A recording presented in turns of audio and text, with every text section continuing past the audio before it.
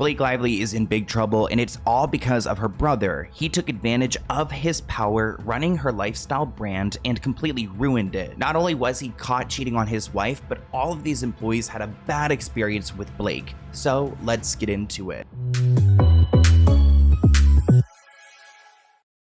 This morning I woke up and I looked at my phone and I saw a crazy article from the Daily Mail exposing Blake Lively and her brother. I know you guys are thinking the Daily Mail's questionable, but they did their big one here. This headline reads, "Inside story of Blake Lively's disastrous attempt to copy Gwyneth Paltrow. Staff blow whistle on drugs, affairs, and bed in the office." Wait. You're telling me this is the same Blake Lively suing Justin Baldoni for an inappropriate workplace? Yet there's a bed in the office. Okay. Blake Lively's now defunct lifestyle brand was toxic and unprofessional. It was a workplace that ended up in messy legal claims. They were established in 2014, and Preserve was meant to be Blake's answer to Gwyneth Paltrow's Goop, selling lifestyle things that we really don't need, typically overpriced. The Daily Mail spoke to 6 former employees who exposed the chaotic company, with some expressing outrage over the irony of the entitled actress's current claims against Baldoni. Preserve was run out of a Manhattan studio apartment owned by Blake's brother, Eric Lively, where he allegedly drank alcohol, smoked pot, and left staff outside in the New York cold, shivering, waiting for work while he's laying in bed smoking some pot. You know, and I think this is their mom. She's so sweet. Looks so cute. Even though, like, she's problematic right now. Yeah, the brothers and also all of them are actors. Like, I didn't even know this. And the mom's like a talent manager. The dad was like an actor and a producer. And then, like, the brothers are also actors. They're all literally a family of actors. So they're probably all problematic in some way. Eric got married in 2005, and despite being a married man, he actually had an affair with one of the employees, according to 3 former employees. The entire company was an absolute disaster, one staffer said.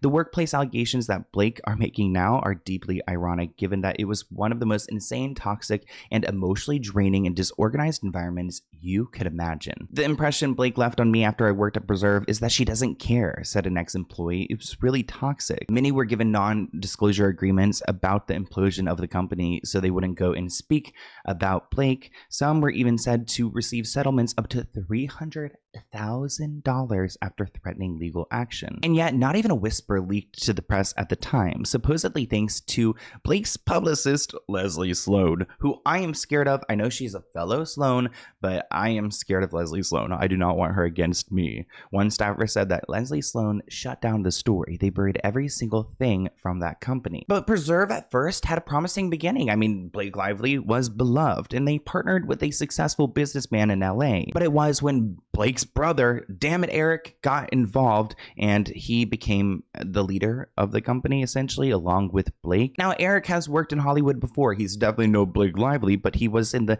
1999 Disney Channel show So Weird and had small roles in the L Word, Full House, and American Pie.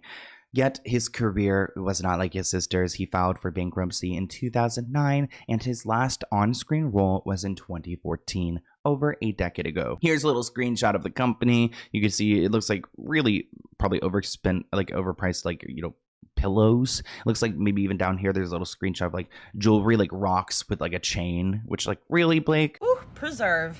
Blake Lively's short-lived digital ode to the South. He was going for Martha Stewart meets the Pioneer Woman with like a splash of goop, but what we got was Paula Deen.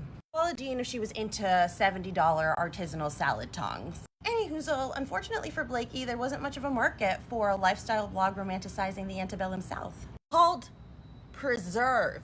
What are we trying to preserve here, Blake? I didn't see her selling any jams. For many, there's something really troubling about a woman born and raised in Los Angeles who is enamored with the antebellum South. And to be clear, antebellum means before the war, the Civil War. Her brother looks like the type that would be like drinking and smoking and so inappropriate at work. Oh, God. In the fall of 2014, Preserve moved from its LA office to Eric's studio apartment in Manhattan. He hired about 8 20-somethings from the world of digital marketing. And I'm sure he just like hired like some people he found attractive. Like he's treating it like the Bachelor show.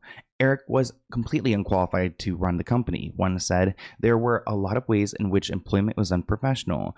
For many weeks or months, there were no desks. They had to sit on the floor. And the irony is that it's a lifestyle brand. They say it was a big studio, but there wasn't a clear line between the workplace and his living quarters. He pretty much lived around where everyone worked. The bed was part of the same room. There was a whiteboard, but it wasn't really furnished, which is insane. The bed was part of the room. Can you imagine? I can't imagine working somewhere with a comfy bed. I would want to go and just lay on the bed all day. Or he totally you can't tell me this guy does not wash his sheets, right?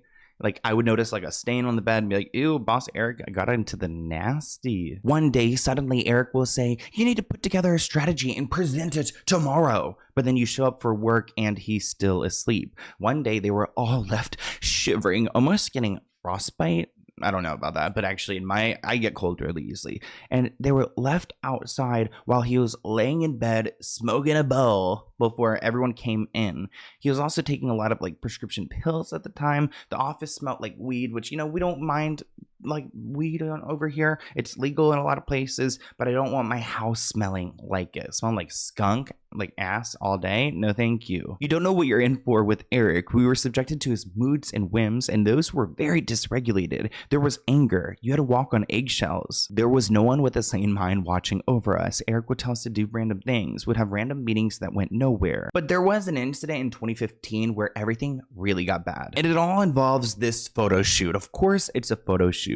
Preserve employees and a fashion model were allegedly driven to Blake's mansion in Westchester County, north of New York, for the photo shoot, but Blake did not emerge until 2 hours after the group arrived. Staff said that Blake came out of her house hours late looking an absolute mess. The whole idea was to show that she was styling the shoots. All she was doing was adding accessories like bracelets for pictures, and that was her only input. Because Blake's photo shoot fell through, Eric had to figure something out, so he did it while in New York. He had finagled students from a film school to assist with the shoot as free interns, and it was a disaster. Staff said the environment was frantic. Some people were working every single day, 20 hours a day, a crazy amount, not because there was work to be done, but because it was so dysfunctional and Eric captured people into his sphere. The use of Eric's loft as a business irked the neighbors, who I would be upset too. They filed several complaints with the city in January 2015, and inspectors visited but were unable to gain entry. So Eric and Blake were essentially breaking the law here, operating a business at a residential facility. You cannot do that. Staff say that one of their biggest complainers was their down-store neighbor, of course, a former NHL player, Sean Avery. But when Daily Mail asked Sean about the mess, he downplayed it, saying it was really fine as far as New York neighbors go. But in addition to all of these claims, 3 staff members also told the Daily Mail that Eric had an intimate relationship with one of his employees. Some were uncomfortable with the relationship, knowing Eric had been married to his wife Angela since 2005. Which I am wondering if he is married, if Eric's married, where's Angela in this apartment where everyone's working? It appears the two have not divorced, though Angela has not appeared in any of Eric's public social media posts on Facebook or Instagram for several years. Angela did not respond to a request for a comment, so we don't know her side. Paychecks were also a problem. Surprise, surprise. They were haphazard. 2 staff members said they were unable to even afford their subway fees when Preserve failed to pay them on time. Staff were so upset with how the work environment was, they arranged a meeting with Blake Lively in New York City in spring of 2015 to ask for help. Blake immediately shut it down, said she would not be entertaining anything about her brother. The entire meeting was about Eric, and Blake just didn't want to hear about it, so it went nowhere. Quote, when they went to have the meeting, Blake didn't care about any of it and didn't want to hear it, which is why some employees ended up going through with legal action. Sources close to the company said that multiple legal actions were launched after the company fired staff. All were asked to sign NDAs and to stay silent, but if you did something illegal, NDAs don't count. Preserve's shutdown was reported in 2015 with many articles mocking its pretentious blog posts and lack of business plan. In an interview in 2015, Blake blamed the brand's lackluster launch on sexism in media. Think really fancy aprons, $24 salt, things like that. Blake actually announced the launch of her website with a Vogue spread, which randomly enough actually had a quote from Ivanka Trump on her friend's new career direction. Martha Stewart also endorsed the website, And Vogue talked about how Ryan Reynolds' fingerprints were going to be all over Preserve.